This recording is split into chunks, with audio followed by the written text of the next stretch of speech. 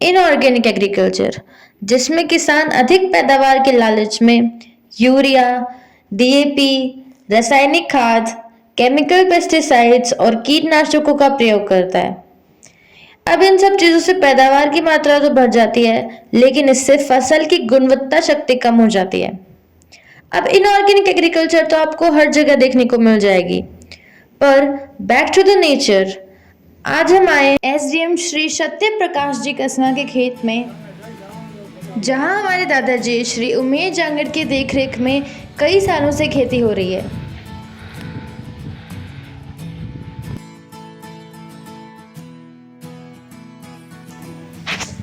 इन्होंने हमें बताया कि कैसे इन्होंने बिना कोई केमिकल्स के सिर्फ ऑर्गेनिक तरीके से, जैविक तरीके से अच्छी फसल की पैदावार लेने का कदम उठाया है।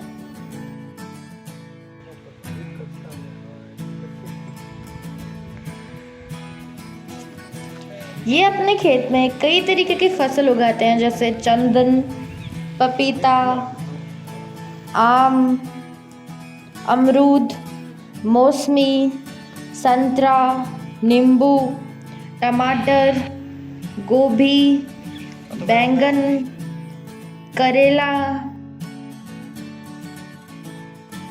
हरी मिर्च, आलू, मटर, भिंडी और इनके अलावा और भी कई सारे फ्रूट्स और वेजिटेबल्स, जिनके साइज़, कलर और स्वाद में आपको पूरा फ़र्क दिख जाएगा।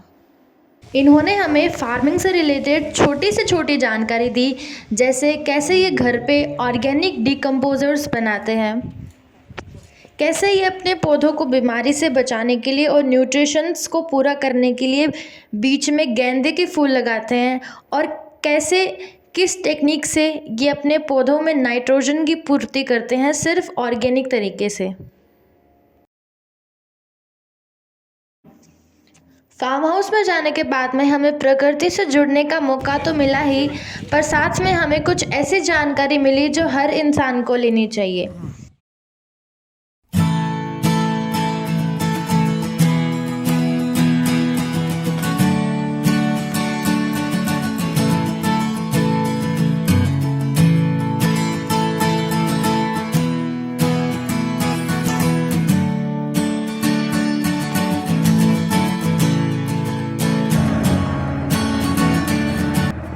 जैसे कैसे ये अपने गेहूं के खेत में मेड़ बनाकर इजराइल तरीके से ड्रिप इरिगेशन सिस्टम से सिंचाई करके गेहूं की खेती करते हैं।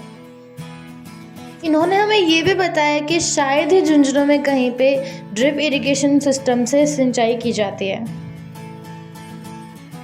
अब इस टेक्निक से बीज भी कम लगते हैं, पानी की बचत भी होती है और साथ में इकोसिस्टम पे भी बुरा प्रभाव नहीं पड़ता।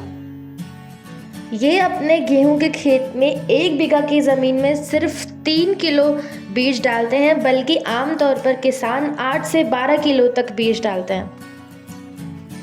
इन्होंने हमें बताया कि Indian council of agricultural research Bidhan Chandra, कृषि विश्वविद्यालय वेस्ट बंगाल और national institute of nutrition Telangana के 12 साइंटिस्ट के संयुक्त अध्ययन में यह दावा किया गया है कि चावल और गेहूं में 45% तक न्यूट्रिशंस कम पाए गए हैं। इस डाटा से हमें साफ साफ पता लग रहा है कि इनऑर्गेनिक एग्रीकल्चर से कैसे न्यूट्रिशंस की मात्रा फसल में कम होती जा रही है। अब जहां हर कोई ज़्यादा पैदावार के लालच में इनऑर्गेनिक एग्रीकल्चर कर रहा है, हमारे दादाजी और एसडीएम अंकल ने उठाया है एक कदम जैविक एग्रीकल्चर की ओर।